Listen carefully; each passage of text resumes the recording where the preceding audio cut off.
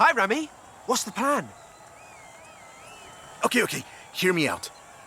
Beautiful Mexican supercar, beautiful Mexican roads, promoting the Horizon Festival! Do we need promoting? The festival seems to be doing okay. It's Rami's Racing History Month! That's a totally official thing that I didn't just invent for the festival playlist. Yeah, it's my favorite Mexican cultural event hosted by my mate Ramiro Luis Miron. All right. I'll find someone else. That's not what I said. Of course I'll help you. I knew I could rely on you. Let's go!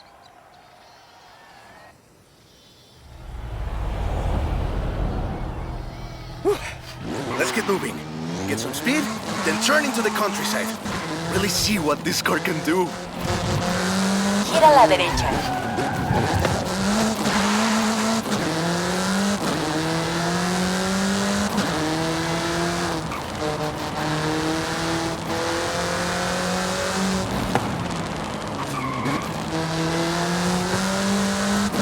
En 400 metros, gira a la derecha. You want to tell me about the car, don't you? I thought you'd never ask! So, VUL is an abbreviation. It stands for Vehicles of Ultra Lightweight and High Performance. It was started by two brothers, Guillermo and Iker Echeverria. Yeah, great speed! But let's see how you handle some corners. The VUL 05 is a track-focused supercar, designed and produced in Mexico, but tested and optimized in the UK. I even think I saw one at the festival when I was over there. We're driving the pre-production version of the VUL 05RR, the even more track-focused version. Somehow, the designers reduced the weight by 65 kilos and increased the power to nearly 400 bhp. Then they lowered the engine by 50 millimeters to drop the center of gravity and improve cornering. Impressive! They're pretty serious about the ultra-light part. The 05RR even has an option for titanium bolts, saving another 4.5 kilos. What's the RR stand for? Road and Racing. The car was designed for an enhanced track experience. Less sightseeing, more going fast. Perfect. There's a couple of other things you can help out with, if it's not too much trouble. You're never gonna let me live that down, are you? Call me.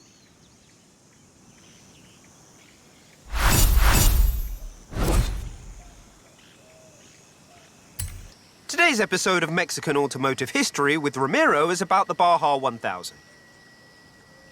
You are very perceptive, my friend. This dune buggy was the first car to race here. Let's take it for a spin.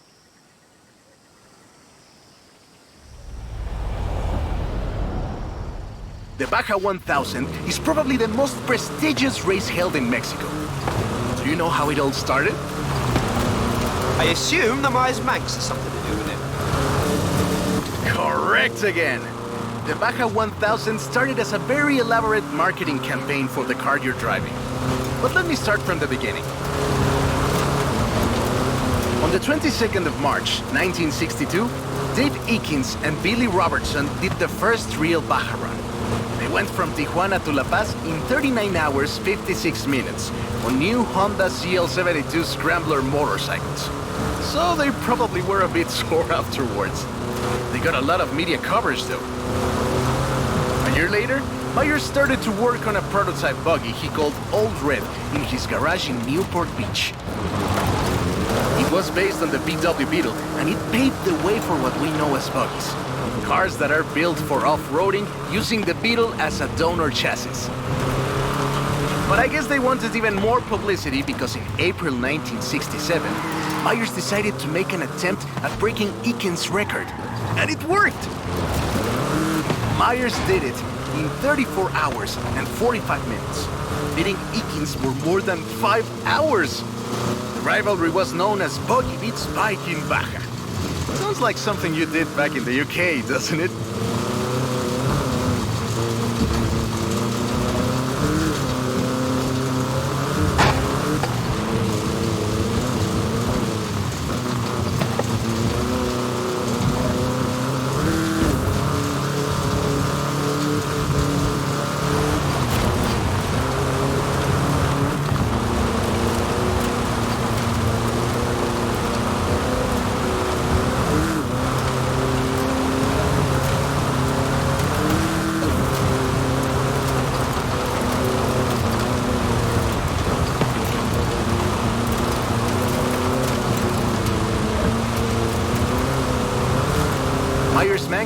became an overnight sensation as a result, and suddenly they were friendly races all across the Baja. It wasn't long before they realized they needed something more organized.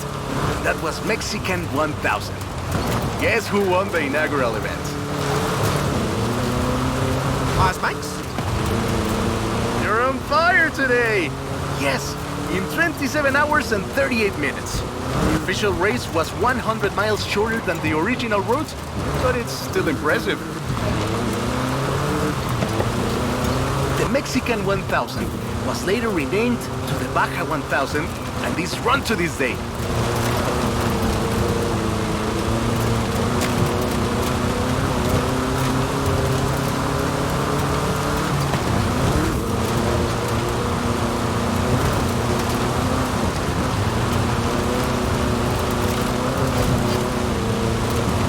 En 200 metros, gira a la izquierda. Vuelta a la izquierda.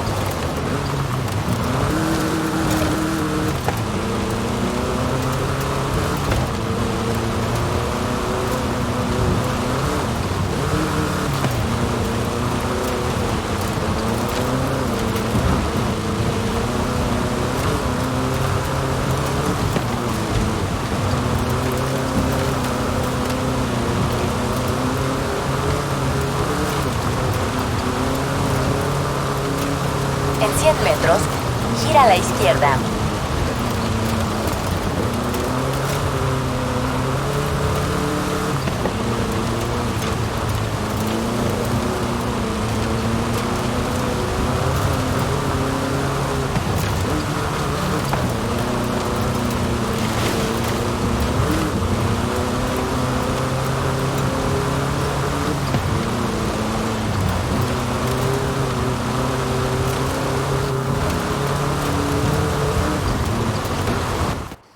I love that story. My abuela used to tell it to me at least once a year.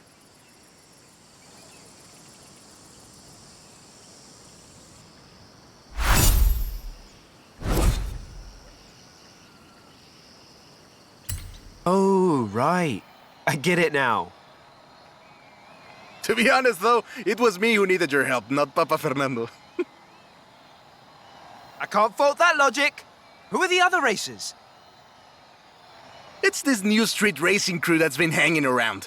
I think they're here to see what you can do. Let's show them.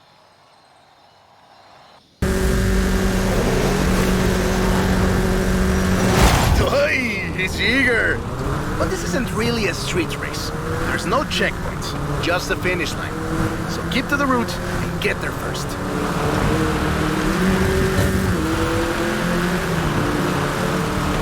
It's hard to overstate the effect that the Beetle had when it arrived in Mexico in 1954. Before that, all we had were these huge American cars. So this new European-style car with its shape and light chassis and those adorable headlights and an engine that anyone with a tractor could fix was, well, a complete game changer. They were so exciting that they were displayed at the Ciudad Universitaria in Mexico City, and there were lines to come and see this new car. Nice overtake! Production of the Beetle started in Mexico soon after 7 of them finished the Carrera Panamericana. Before that, people were a bit worried about reliability, you see. We Mexicans love a good-looking car, but a car that can do work is better. The Panamericana convinced us, and in '61, Automex had assembled 250 of them. By '62, the first plant had opened in Jalostoc, making 10 of them a day. We love that car. So another plant opened in Puebla in 1967. And in '71, El Bocho became the official taxi of Mexico City, which is why you see so many of them today. It's funny. The first Bochos were imports, or CKDs. But in 1971, we were exporting them to Costa Rica, and back to West Germany, Austria, Belgium, everywhere in Europe. It was a sad day in 2003 when the last Volkswagen sedan Última Edición rolled off the production line and went home to the Volkswagen Museum in Wolfsburg. Keep it up! We'll win this!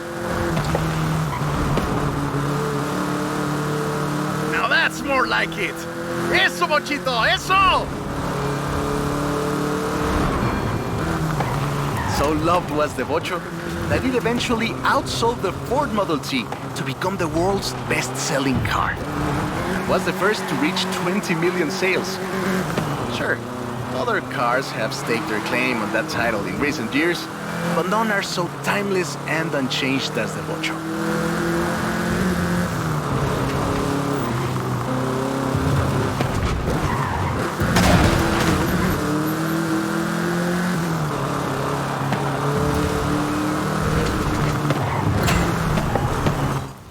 That is a great car.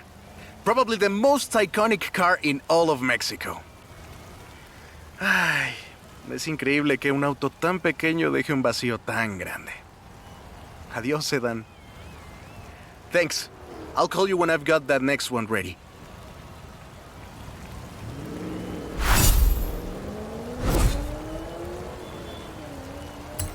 I have two cars here. A first-generation Volkswagen and a seventh-generation Volkswagen Golf, made in Mexico for almost half a century. Sadly, they stopped building them in 2021. But we can still race them. What do you say? To make it fair, I will give you a chance to make an informed choice. Let's go for a test drive. And I've got lots to tell you about Volkswagen Mexico.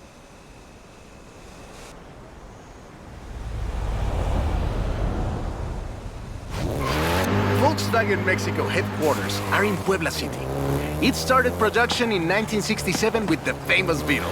As we call it, the Bocho. VW made multiple attempts at replacing the famous Beetle with newer models, but all of them failed way short of achieving the production figures until the Volkswagen Golf came into play.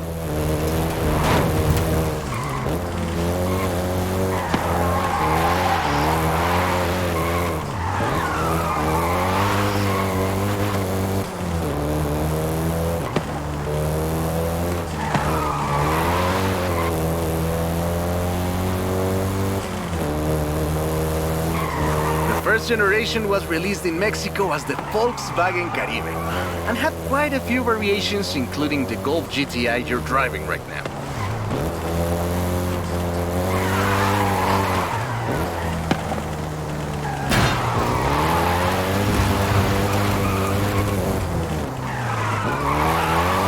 VW engineers, inspired by the Beetle GSR, designed and prototyped the Golf in secret as a Skunk Works project.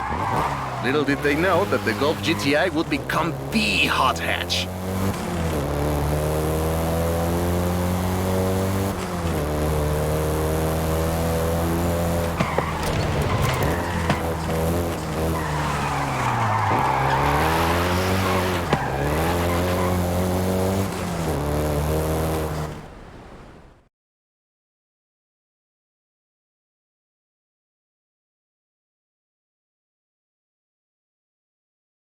Shall we jump 40 years in the future and try the 7th generation?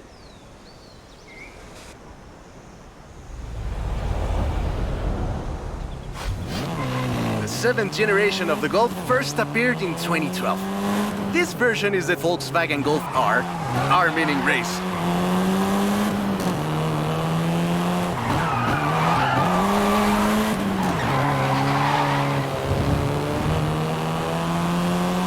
This was the fastest Golf in the range, with a 0 to 60 time of 5.1 seconds.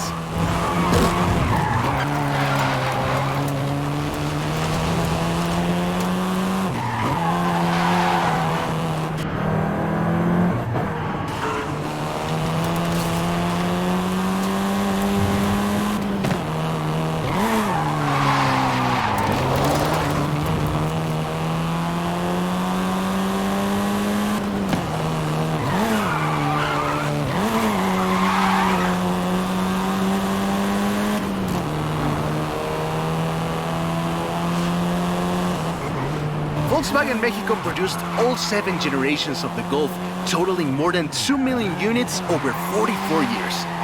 In fact, a lot of Golfs you find in the US were built here.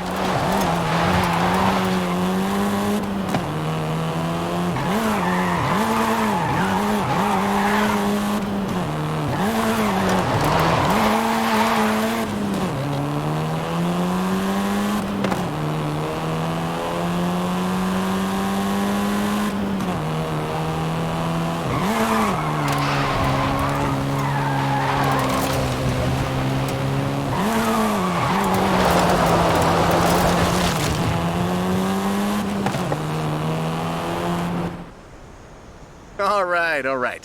Enough driving around. Let's go head to head, after you've had a chance to rest.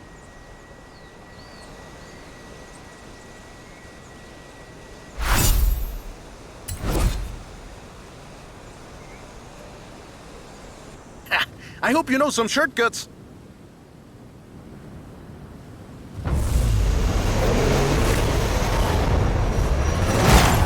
See you at the finish line. Don't make me wait for too long.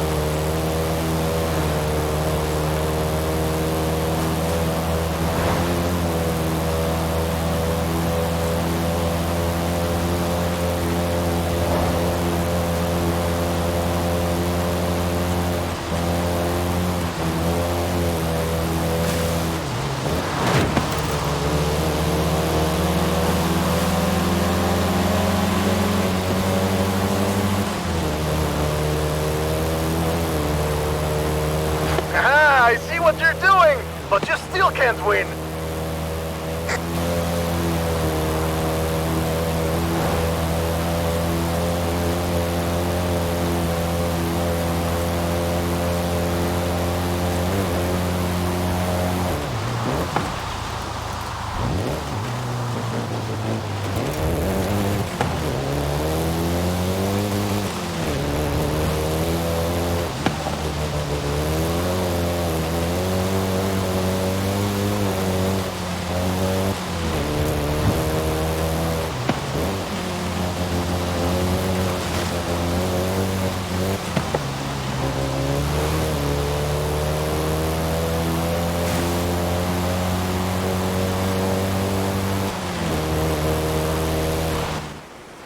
What a race! I am actually surprised the first generation still holds up. I'm sure you didn't cheat.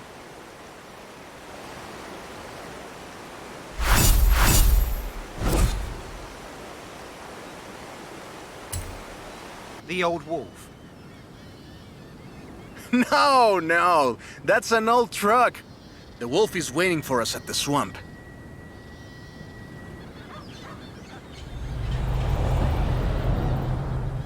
Haley asked us to clear some debris, and I've got just the car.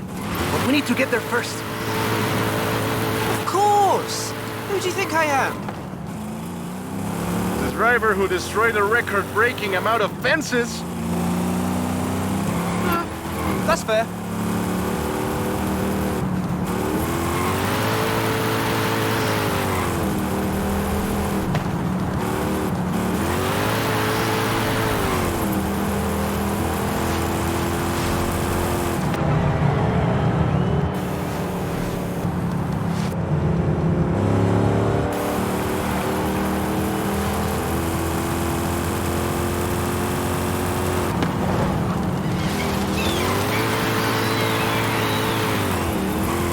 En 400 metros, gira a la derecha.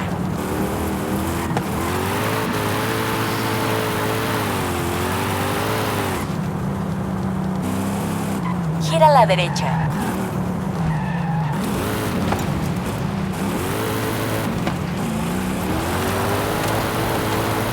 En 200 metros, gira a la derecha.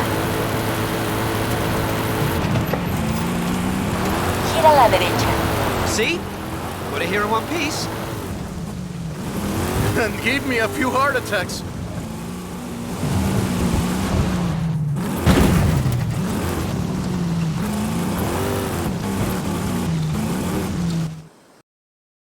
And now, let me introduce you to the Ford Lobo. This car is more your style. Now that's a hecking good wolf.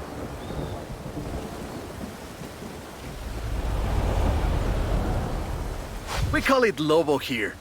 Marketing in this country is outstanding. Let's get to work. See all that brush and stuff? Clear it out. What? No! it's not just an excuse to throw the Lobo around. It is just an excuse to throw the Lobo around. In the 90s, Ford decided that they needed to rebrand the F-150 for the Mexican market. And the name Lobo just has a real ring to it. They started using the badge in 1997, and the rest is history. The Ford Lobo quickly became one of the most popular vehicles in the country. Lobo is still used for the modern Rangers like the one based on the F-150 Raptor you're driving. But we don't just call it Lobo. No. We call it Lobo Raptor. So it's the same car? Now, there are loads of differences, like a dog and a wolf. Lobo only comes in XLT and with higher trim levels.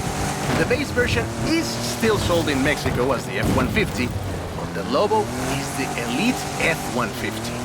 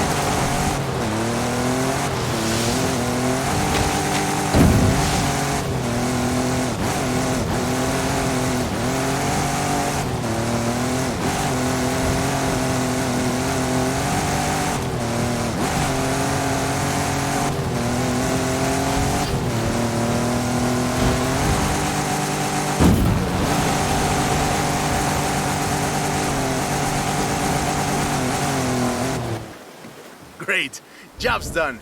And the scratches will buff right out. Thanks for the help. Now I just need to get my abuelo's old F-100 back to the garage.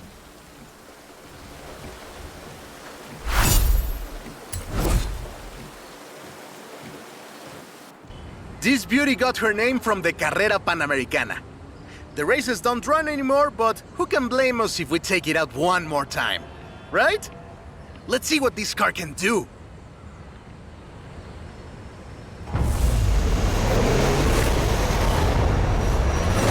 There's Jamin! Guess he wanted one last race. Let's do this!